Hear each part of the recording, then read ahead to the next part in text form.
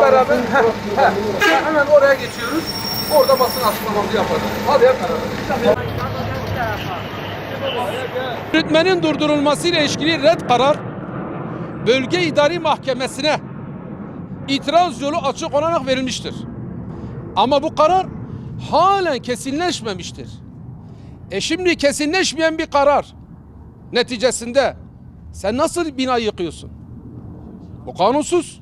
Bu konutların yıkımıyla ilgili vicdani olarak kanaatimiz şudur ki yapılan hata binanın içinde bulunan insanların maddi ve manevi bunların tazminatları, bunların daha sonra kendi benliklerinde dönüşecekleri sorumluluklar bunlar hep göz önüne alınmamıştır. Yani hiçbir şekilde bu insanlar ne olacak? Bu insanların yarını ne olacak? Zaten bu binaya yerleşenlerin %90'ı da Sur'da yıkılan evlerden gelen insanlardır arkadaşlar.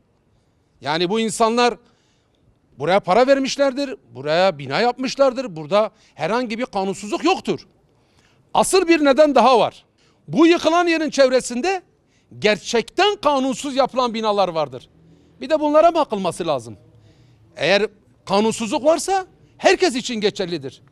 Yani bu benim ideolojimi taşıyor, buna eyvallah da bu beni taşımıyor, bunu yıkalım. Öyle bir kanun, öyle bir vicdan yoktur yani. Öyle bir hukuk da yok. Kanun herkes için aynıdır. Ali için de aynıdır, Veli için de aynıdır. Yani bunlar azuz insanlar mıdır? Ya bu kadar insan yalan mı söylüyor? Bunların aileleri var, bunların çocukları var. Yani bu bir haksızlıktır. Ne yapmışlar amcana? Evini yakmışlar. Allah da onların evini yakacak.